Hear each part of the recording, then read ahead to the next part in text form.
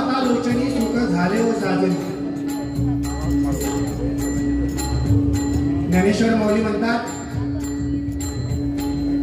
ते रूप मी डोळ्याने बघितलं आणि माझ्या साधनी या शब्दाचा अर्थ परमार्थामध्ये जाणीव असा होतो. ते रूप मी डोळ्याने बघितलं आणि माझ्या जाणीवेला आनंद झाला. तो हा विठ्ठल बरवा. बरवा या शब्दाचा एक अर्थ होतो खरा. तो हा विठ्ठल बरवा. तो विठ्ठल बरवा आहे म्हणजे खरा आहे. कुठला विठ्ठल खरा आहे तर कटेवर हात ठेवून तो का, तो नाही. ज्ञानेश्वर माऊलींना तो मान्य नाही. कारण ज्ञानेश्वर माऊली म्हणतात, देवा नाही रूप, देवा नाही नाव, देवा नाही गाव कोठे काय. शेवटी सांगतात, ज्ञानदेव म्हणे भजा आत्मदेवा, अखंडित सेवा करा त्याची. देवाला नाव गाव रूप काहीही नाही. आतल्याला भजायला सांगतात ते. आतला जो आहे तो खरा आहे. काया ही पंढरी, आत्मा हा विठ्ठल. सुखा लागी करशी तळमळ, पंढरीशी जाय एक वेळ. पंढरीला जायचं म्हणजे सोलापूरला नाही जायचं, तिकडे आतल्याची एकदा ओळख करून घ्यायची. आतल्याची ओळख आता होणार कशी तर सद्गुरू शिवाय तरुणोपाय नाही. आतल्याची ओळख होत नाही.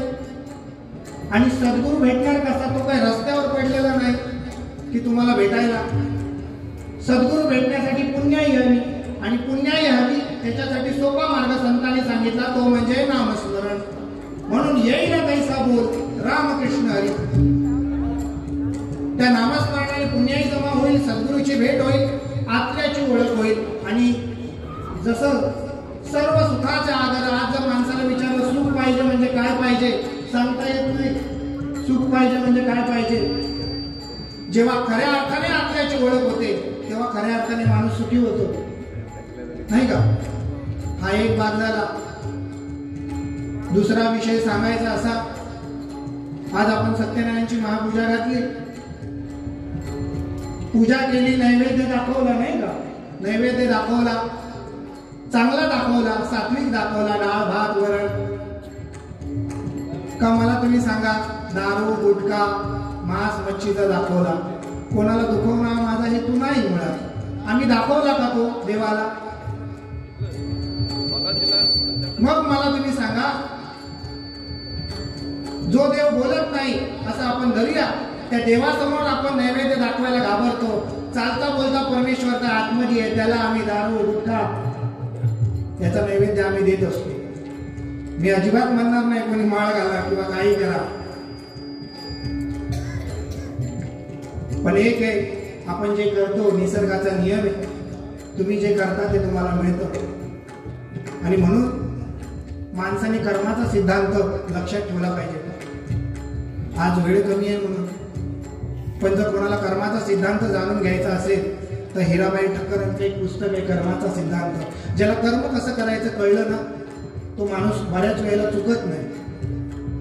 आज मला तुम्ही सांगा, 60-60 वर्ष आमच्या भजनाने किंवा माफी मागून सांगतो, असं एक तरी दाखवा. 60-60 वर्ष 70-70 वर्ष आम्ही भजन करतो, पण असं एक तरी दाखवा की ज्याने सांगावं की मी भजन ऐकून सुधारलो आणि माझी दारू सुटली. का आम्ही कुठेतरी कमी पडलो. हे मी दुसऱ्याला दोष देत नाही, मी माझ्यावरून पण सांगतो, आम्ही कुठेतरी कमी पडतोय समाजाला काही गोष्टी देण्यासाठी. आणि भजनी बुवा त्याने आम्ही अपेक्षा अजिबात करत नाही की कोणी नामस्मरण आणि सुधारावं. कारण संतांनी सांगून लोक सुधारली नाही तर आम्ही सांगून काय सुधारणार आहे. पण तुका म्हणे त्यातल्या त्यात किमान सांगावं तरी, नाही का. शिक्षकाचं काम असतं त्याने सांगावं. त्याच्यातला एक मुलगा कलेक्टर होतो, एक मुलगा गुंड होतो. शिक्षकाचं काम सगळ्यांना शिकवणं. तसं ज्ञानेश्वर माऊली म्हणतात की हा जो आत्मा आहे त्याची एकदा ओळख झाली की माणसाला जे खरं सुख पाहिजे. सुखाची व्याख्या प्रत्येकाची वेगळी आहे, पण त्याला सुख असं म्हणत नाही जेव्हा आत्म्याची ओळख होते. म्हणून शेवटी ते म्हणतात, सर्व सुखाचा आदर बाप रखमा देवीवर. संतवाणी ही कधी खोटी होत नाही आणि संतवाणी संतांकडनं समजून घेतली पाहिजे. म्हणून तो जो विठ्ठल आहे तो खरा आहे, आतमध्ये आहे. तो जाणून घ्यायचा असेल तर पुन्हा एकदा सद्गुरू शिवाय तरणोपाय नाही. सद्गुरूसाठी पुण्याईला तरणोपाय नाही आणि पुण्याईसाठी नामाला तरणोपाय नाही. म्हणून कसं का असे ना असायला तिथे नामाचे चिंतन. जिकडे कुठे तुम्ही असाल, जी तुम्हाला सद्गुरूंनी साधना दिलेली आहे, जिथे आपण पुढे जाता ती साधना करणं गरजेचं आहे. आपण म्हणतो सद्गुरूला शरण जाणं, सद्गुरूचे पाय धरणं. सद्गुरूचे पाय म्हणजे हाडामासाचे पाय नाही. सद्गुरूंचे दोन पाय म्हणजे सद्गुरू सांगतात तो दिव्य बोध आणि दिव्य साधना, हे सद्गुरूचे दोन पाय. ते जेव्हा माणूस धरतो तेव्हा खऱ्या अर्थाने माणूस सुखी होतो. आता हे करायचं की न करायचं हे तुम्ही ठरवायचे. म्हणून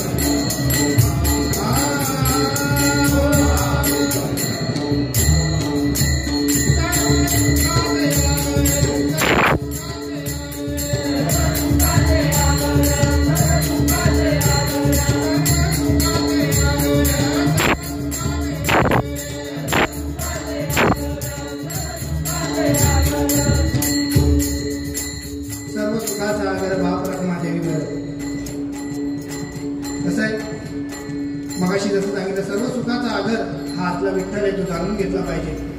तुर्तास हा जो अभंग आहे बाप रखुमा देवीवर, मुळात हा अभंग आहे तो ज्ञानेश्वर माऊलींचा आहे. बाप रखुमा देवीवर याची एक छोटीशी संकल्पना आपल्याला माहितीही असेल. बाप रखुमा देवीवर का ज्ञानदेव म्हणे का नाही? ज्ञानेश्वर माऊलींचे बरेचसे अभंग ज्ञानदेव म्हणेत आणि काही अभंग बाप रखुमा देवीवर म्हणते. याचं कारण असं की जेव्हा ज्ञानेश्वर माऊलींनी ठरवलं की आता समाधी घ्यायची, तेव्हा तिन्ही भावंडांनी ज्ञानेश्वर माऊलींना सांगितलं इतक्या लवकर झाला तुम्ही गेला तर आमचं कसं होणार? किमान एक वर्ष तरी प्रत्येकासाठी आमच्या भूलोकात राहावं. आणि ज्ञानेश्वर माऊलींनी ती मागणी मान्य केली आणि या 3 वर्षामध्ये जे जे काही काव्य लिहिलं गेलं ते बाप रखुमा देवीवर म्हणून प्रसिद्ध झालं. म्हणजे बऱ्याच लोक त्या दिवशीच मला एकाने विचारलं बुवा बाप रखुमा देवीवर हा काय प्रकार आहे, तर ज्ञानेश्वर माऊलींचा हा अभंग फक्त माहीत असणं गरजेचं आहे की त्या 3 वर्षातले जेवढे अभंग झाले ते बाप रखुमा देवीवर म्हणून प्रसिद्ध झाले.